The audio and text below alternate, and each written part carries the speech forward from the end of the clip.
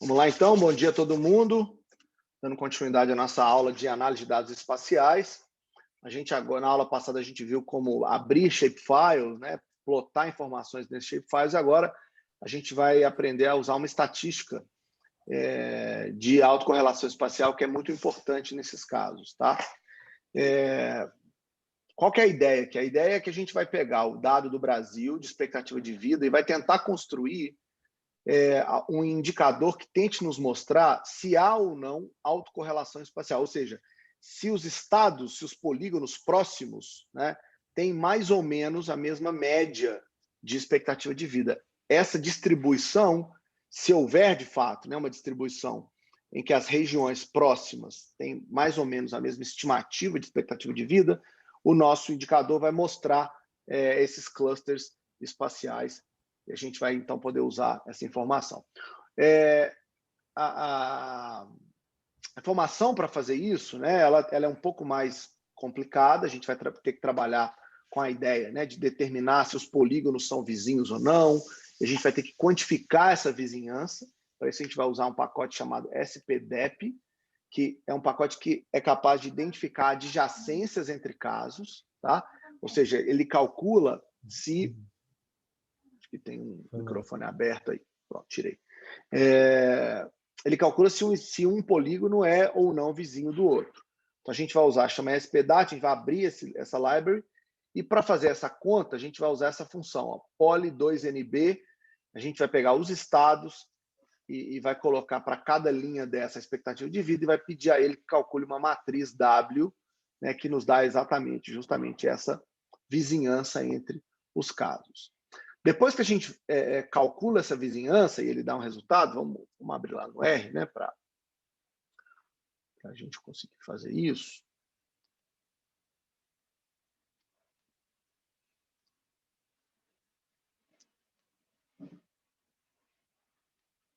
Vamos lá, aqui eu tenho o mapa do Brasil. Eu não abri lá em cima.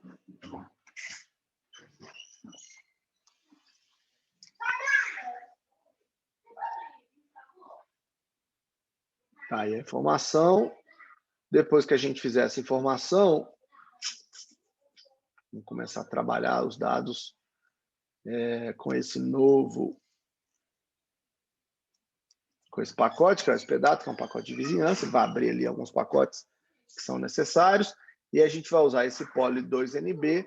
Esse poly2nb vai calcular justamente essa matriz de vizinhança, né, entre os links. Ou seja, você vai ver que no Brasil, ó, no mapa do Brasil, a média do número de links entre os estados, ou seja, de vizinhanças, é 3,7. Cada estado, né, na média, os estados têm 3,7 conexões entre eles. É claro que o Tocantins tem muito mais, ó, 1, 2, 3, 4, 5, 6, 7. Minas tem muito mais, mas você tem estados também com muito menos, que é o Alagoas, 1, 2, né? Um pedacinho ali a Bahia, 3, né? A gente, né, ele calcula para a gente essa vizinhança. Depois de calculada a vizinhança, a gente vai ter que calcular o que a gente chama de pesos espaciais, ou seja, é uma variável que a gente vai chamar aqui, um objeto que a gente chama de WW, que vai refletir a intensidade da relação geográfica. Então, a gente já sabe, no cálculo do W, que a gente acabou de fazer, que você tem uma média de 3,7 ali de vínculo. Mas quão forte é esse vínculo? Né? É muito forte, é pouco forte? Então, aí a gente vai usar uma outra função. A primeira foi a poly2nb, agora é nb2listW. E aí, a gente está tendo, na média, 3,7 desses 27 casos. Ou seja, a média do número de links que a gente observou está a mesma, 3,7, mas agora a gente tem outras informações que são os pesos que vão ser dados, S0, S1 e S2, para a relação entre esses polígonos. Tá? Então, quanto maior a intersecção entre um espaço e outro, maior é o peso dado para aquela relação. Tá? A gente muda um pouquinho, sofistica um pouco. Essa informação é como se eu tivesse, ó, no caso do Pará e do Amazonas, ó, São dois estados que têm muita, né, tem uma borda aqui, um limite muito grande, né, entre um estado e outro. Isso vai fazer com que a gente tenha um resultado mais forte, né, nesse peso. Em compensação, sei lá, a Bahia com o Espírito Santo tem um pedacinho de nada que conecta, então, nesse caso, a vizinhança é considerada menor. Tá? Com isso na mão, a gente pode usar uma função que é para calcular a correlação espacial entre os pontos, usando uma estatística que chama Moran's I. Tá? Professor, o que é isso? Moran's I é o nome da correlação, é o cálculo, né, que se faz igualzinho, muito parecido com o cálculo que se faz da correlação de Pearson, quando a gente pega duas variáveis, mas nesse caso olhando para não variáveis, mas espaços no tempo. Tá? No tempo não, no espaço, perdão. Então a gente vai usar a função Moran, vamos colocar a variável, que é a variável que nos interessa, que é a expectativa de vida ao nascer, vamos jogar os pesos, que é o WW que a gente acabou de fazer, colocar o número de casos, né, que estão sendo utilizados, e vamos usar aqui uma referência de quais são as informações, né, quais são os pesos de intensidade dessa planilha, dessa matriz WW, que vai ser utilizado para calcular o Moran. Tudo isso aqui a gente precisa para chegar nesse resultado. Olha o que a gente está encontrando aqui. Quando eu rodo esse Moran, eu vou ter que o índice de Moran é de 0,51, então o nível de correlação, de autocorrelação espacial é 0,5. Não é muito alto, mas também não é muito baixo, está ali na média. E a gente está usando esse K de 2,1, é o resultado observado do número de iterações que foram necessárias ali para chegar nesse resultado. Então, a autocorrelação está calculada, dá para ver, então, a gente pode supor que a expectativa de vida é uma variável que está, né, regionalmente falando, existe uma correlação ali de 0,51. O Moran, ele ficou famoso na ciência política porque o Barry Ames utilizou esse Moran para construir bases de concentração e dispersão de votos, indicadores de concentração e dispersão de votos para deputados federais. Ele pegou o mapa eleitoral dos deputados e fez uma conta de quão concentrado, né, quanto autocorrelacionado estão aqueles votos, formando uma base eleitoral coesa, né?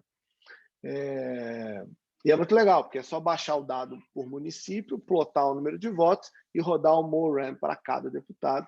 Isso dá esse resultado de correlação. Então, esse é um indicador que ficou famoso e que muita gente na ciência política, principalmente que estuda votação, base eleitoral, já usou alguma vez, por isso que eu achei importante trazer para vocês. Claro que eu preciso testar se essa autocorrelação é estatisticamente significativa ou não, né? Porque pode ser 0,51, mas não ser diferente de zero.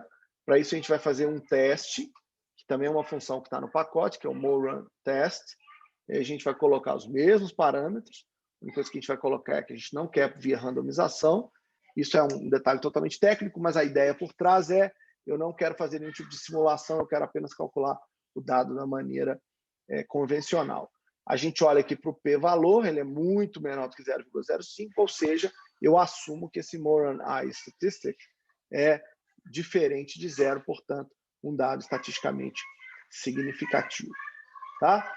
O que a gente pode fazer, então, com essa informação? A gente pode, agora que eu sei que o Moran é um dado, é uma estatística, é uma estimativa estatisticamente significativa, eu posso construir um gráfico para ver como que essa distribuição da correlação do indicador que eu estou analisando está se dando entre os seus vizinhos mais próximos. Né? Então, eu quero saber como é que o estado de Minas Gerais está se relacionando com os seus outros estados. Para fazer isso, a gente vai usar uma matriz de peso padronizada, que a gente fez lá atrás, né?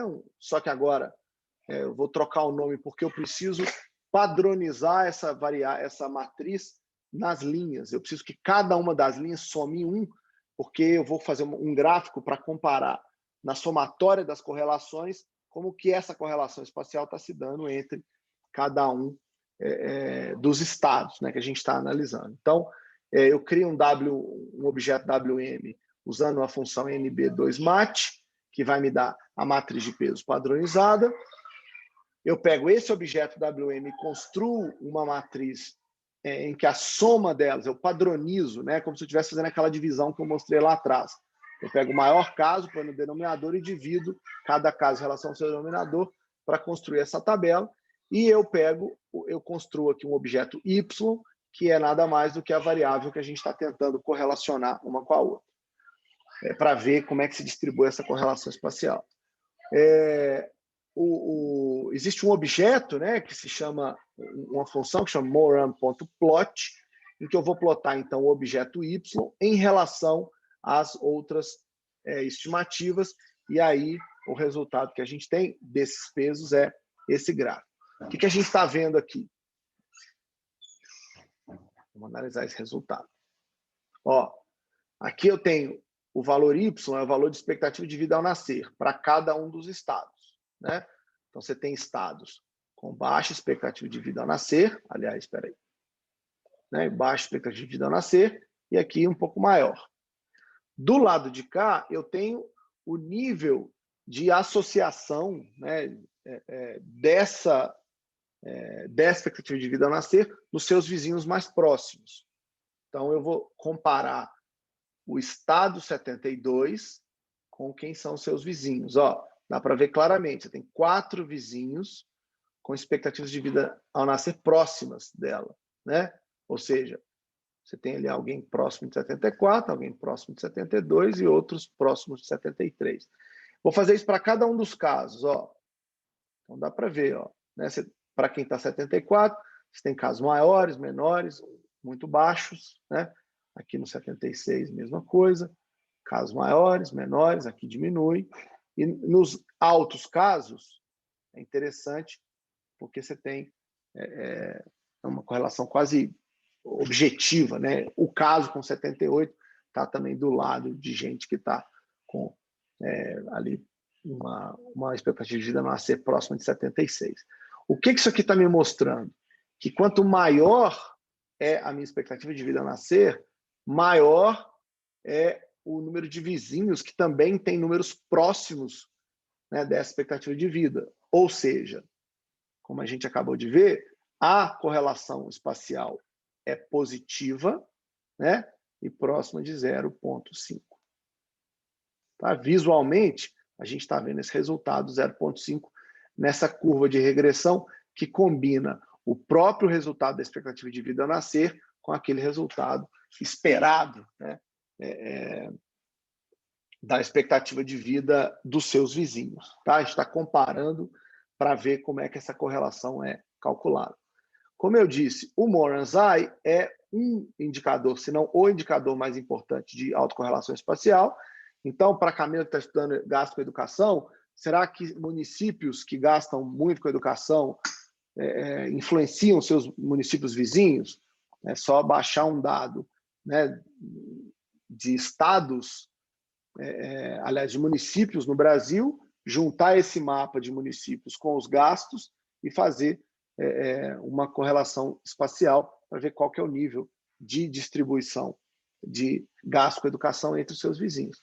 Dá uma belíssima monografia sobre o assunto. Então, o Moranzai é aí o indicador que a gente vai utilizar para fazer esses cálculos de correlação. Alguma dúvida em relação a isso? Alguém tem alguma questão? Felipe, eu tenho uma pergunta no gráfico. Diga, vamos lá no gráfico. Porque lá tem alguns pontos que estão marcados de forma diferente. 17, 27 e 8 e 2. O que é isso? Que aqui não é uma bolinha vazia.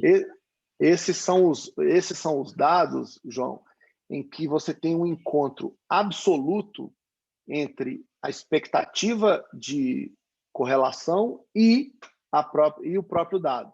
É quando a expectativa, né, quando a expectativa da variável que a gente está analisando se encontra com o caso especificamente, né? Então, assim, a ideia era que nesse gráfico, só vou pegar a minha. né, esse caso 8, o caso 2, os estados 8, 2, 17 e 27, são os casos em que a posição deles é a que é definidora sobre essa relação que está construída. Por quê? Dá para ver direitinho. O caso 8 é o caso que tem baixa expectativa ao nascer e do lado dele, o estado mais importante ao lado dele também é baixa expectativa, e lá em cima você tem o estado em que você tem alta expectativa de vida ao nascer e ao lado dele você tem um estado que tem exatamente a mesma expectativa de vida ao nascer, ou seja, é como se fossem os casos perfeitos de correlação espacial, porque tem outros casos, né? Ó, aqui, vamos olhar para o 72 mesmo que eu usei, né? Você não está encontrando para o estado que tem 72 expectativa de vida ao nascer, você tem esse estado aqui que é quase 72, mas os outros não são, né? Então, você não tem uma correlação perfeita. Esse ponto é o ponto que é considerado o ponto perfeito de correlação para definir essa distribuição, né? Essa tendência que está colocada.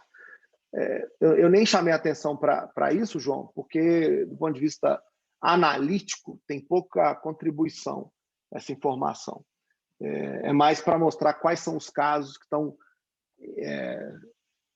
sendo mais importantes, né, para a definição dessa autocorrelação espacial.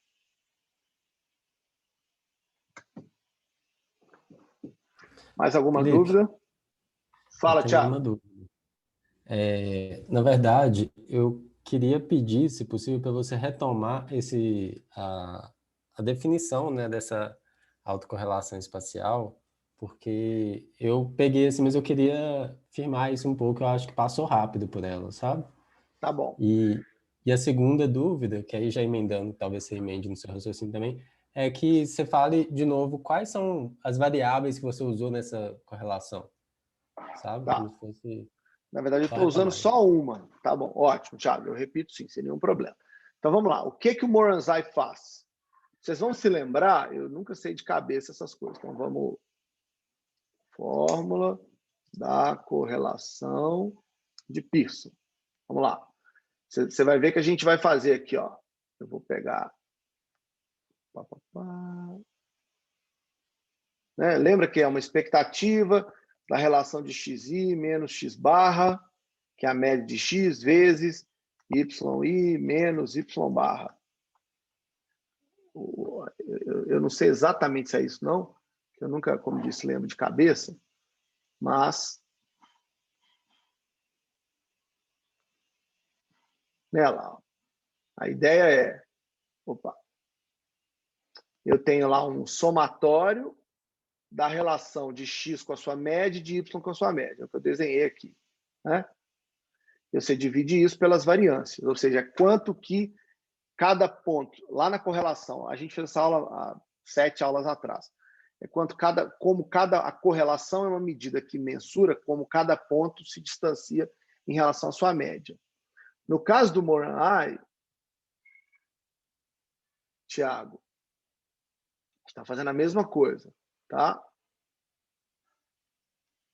Só que para uma lógica espacial.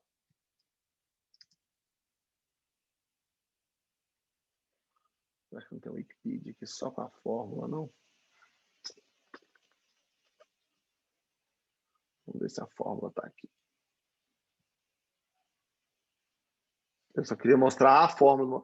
No fundo, é a mesma coisa, tá, Thiago? A gente vai pegar como que cada ponto, ou seja, nesse caso, cada polígono, se correlaciona com a média dos polígonos, tá? A gente vai encontrar uma...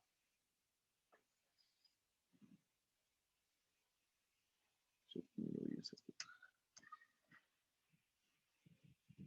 Ah, tá aqui, ó. Eu sabia que o Wikipedia não ia me abandonar. Ó. Tá vendo, Thiago?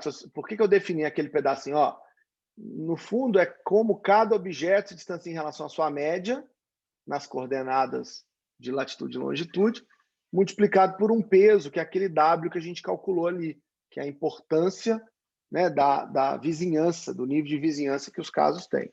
Tá? Ou seja, o Moran nada mais é do que uma estatística de correlação. Só que lá atrás a gente calculou a correlação de Pearson e aqui a gente está calculando a correlação de Moran. Essa é a ideia.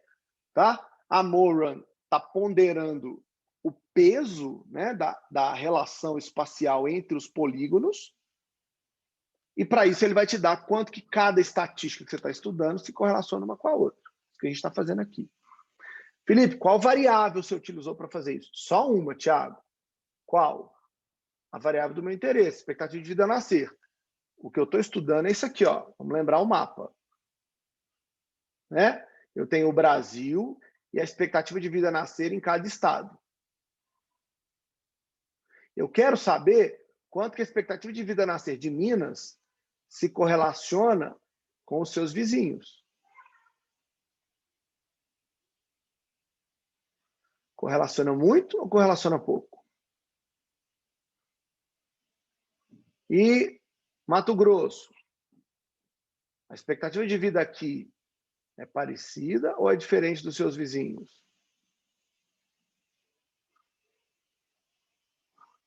E do Rio Grande do Sul, que só tem um vizinho? É muito ou pouco. E o Acre, que só tem um vizinho? Então, a gente vai fazer uma média da autocorrelação espacial entre, né, cada um dos estados e seus vizinhos. Então, o Moran-Zai vai calcular isso para a gente. Só que, além da variável expectativa de vida ao nascer, Thiago, a gente também vai precisar de uma matriz de pesos, que são os pesos dessas vizinhanças. A gente usa essa função, NB2list. Tá? O que essa matriz de peso nos dá?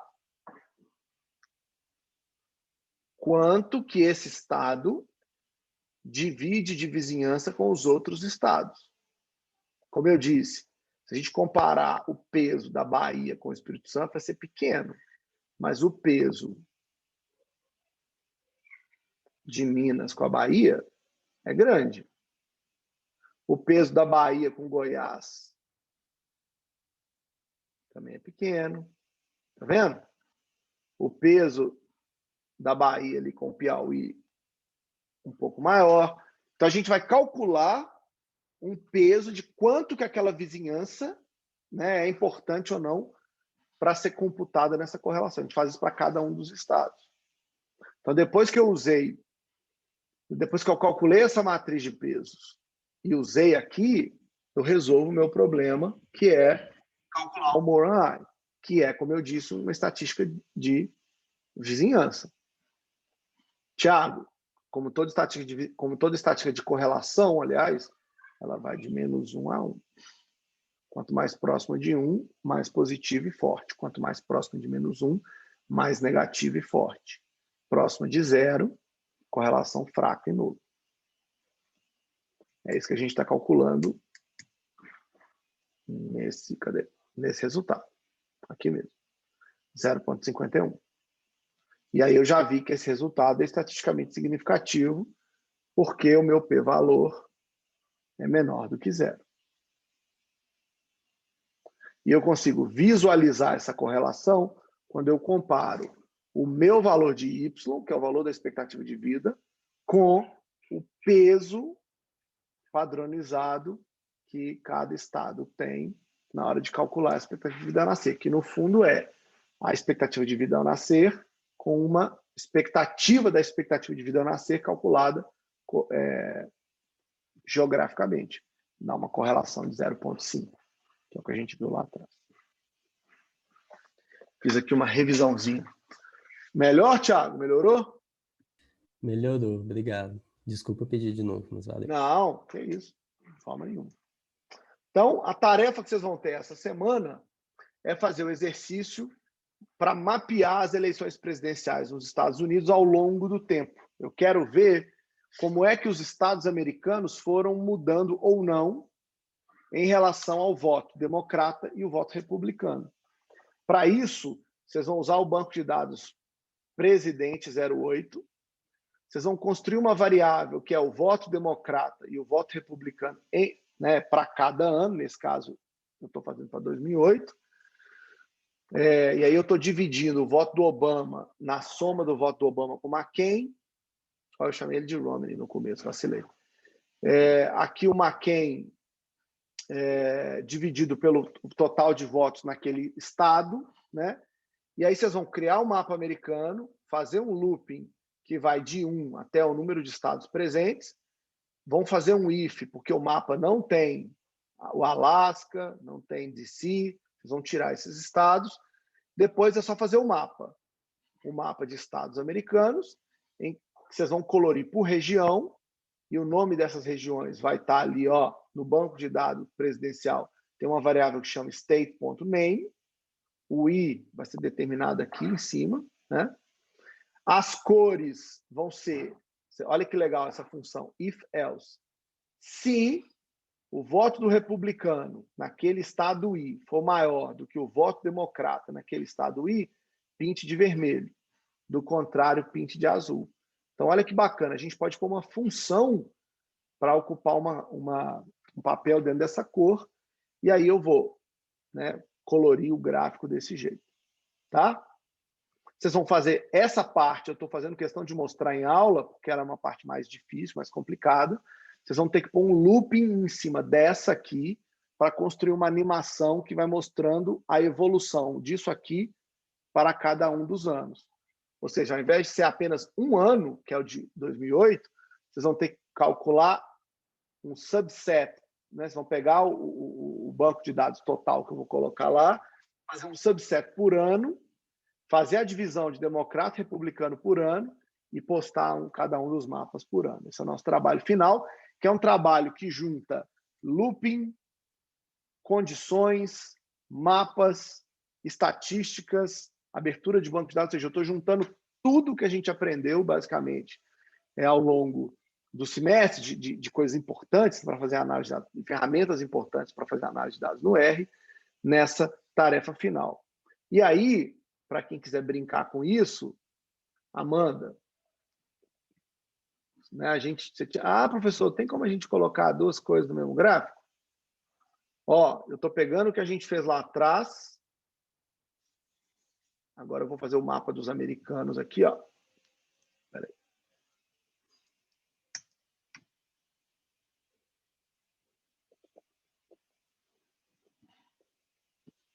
aí. Eu estou usando... Por que ele abriu o mapa do Brasil? Porque eu não rodei isso aqui. Ia dar errado mesmo. Aí, então, eu rodei o mapa dos Estados americanos e rodei o looping que vocês vão ter que rodar. Tá aqui uma dica, né, de como que calcula aí por estado aqui em um ano específico. É o que eu acabei de mostrar.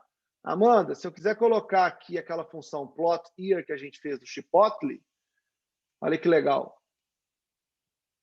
Além dos estados americanos, eu consigo colocar também... Olha que bacana. Onde é que tem Chipotle? Onde é que o restaurante cresce?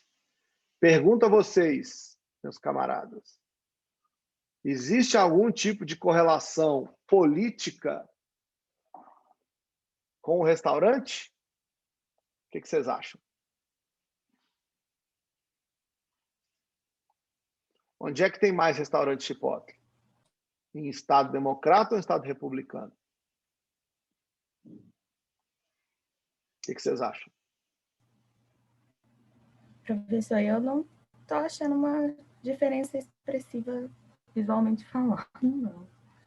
Muito bem. Então, tá aí um desafio para quem quiser fazer, calcular qual é a correlação entre o número de restaurantes Chipotle e a coloração, né, do banco do mapa americano para ver se tem alguma identidade. Camila, o segredo vai ser o peso, para responder essa pergunta, o segredo vai estar aqui, ó. Aqui está muito vazio de republicano e de restaurante. Aqui está muito cheio, aqui está muito cheio. Aqui está médio. Tá vendo? Então, provavelmente, se vocês toparem o desafio de fazer, vocês vão encontrar uma correlação média entre o Chipotle e os votos para presidente. Por quê? Porque tem uma variável aí omitida nesse meio. Qual é a variável omitida? Vamos ver quem sabe qual é. O Chipotle é um restaurante de comida o quê? Mexicano. Mexicana. Então, tem uma relação que está se mostrando que é onde tem demanda por esse tipo de comida e o tipo de comportamento político relacionado a essa variável, que é o tipo de gente que come isso. Olha que legal a gente fazer uma análise desse tipo. Camila tem dúvida, diga lá. Eu queria saber para quando que é esse último exercício. Esse último exercício vai ser para o dia 30 de março. Tá. Tá bom? Ok. Eu vou postar os... Dia 31, não, Felipe? É porque dia 31 eu tenho que lançar as notas. Ou seja, eu preciso corrigir esse último. Preciso pelo menos um dia para corrigir isso. Ou então vocês podem entregar 31 de manhã, não tem problema. Mas eu vou mandar, Camila, eu mando as instruções. Eu vou checar essas datas direitinho e mando no e-mail para vocês, como eu tenho feito toda semana, com as instruções aí de para quanto tem que entregar e tal, já que a gente está chegando no final do semestre. Mas o que eu queria chamar a atenção é para isso. Vocês vão fazer o mapeamento.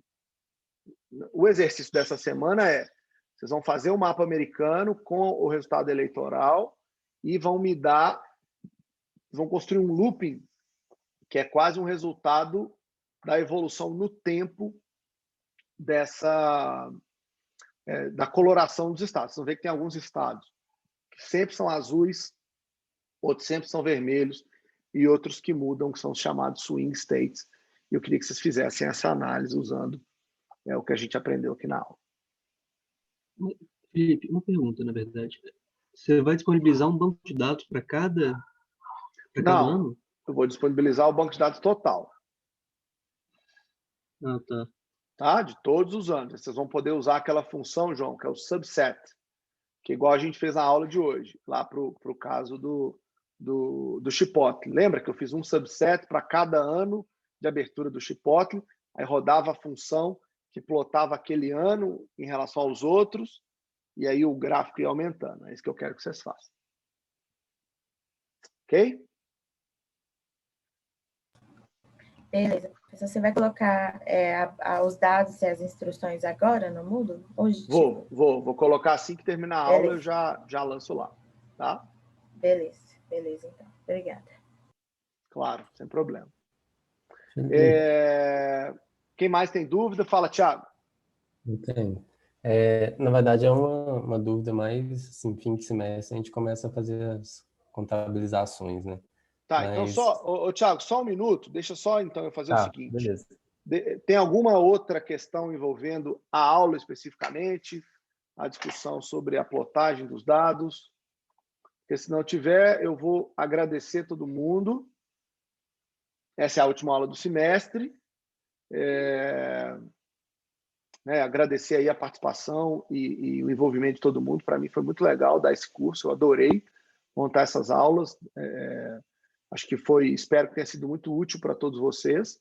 Essas aulas vão ficar gravadas, então depois quem quiser retomar algum tema de tudo que a gente estudou no semestre, é só voltar, acho que está tranquilo. E convidar vocês, porque no próximo semestre a minha ideia é montar um seminário, ainda aproveitando essa lógica da Covid, para convidar professores de vários lugares do Brasil e de fora do Brasil para darem seminários específicos sobre vários desses temas que a gente discutiu e outros temas metodológicos ao longo do semestre. Então, eu espero que vocês possam desfrutar aí dessa ideia, que eu acho que vai ser muito legal, que é trazer gente que está trabalhando com metodologia avançada e análise de dados para conversar com a gente sobre esses casos. Tá? Então, primeiro, agradecer a todo mundo, falar que foi um prazer aí acompanhar vocês ao longo desse semestre, né? Não é um semestre fácil, a gente está, infelizmente, com essa situação toda da Covid, mas foi muito legal ver que a turma estava sempre presente, sempre participativa, e eu espero que o curso tenha sido muito útil para todo mundo. Muito obrigado.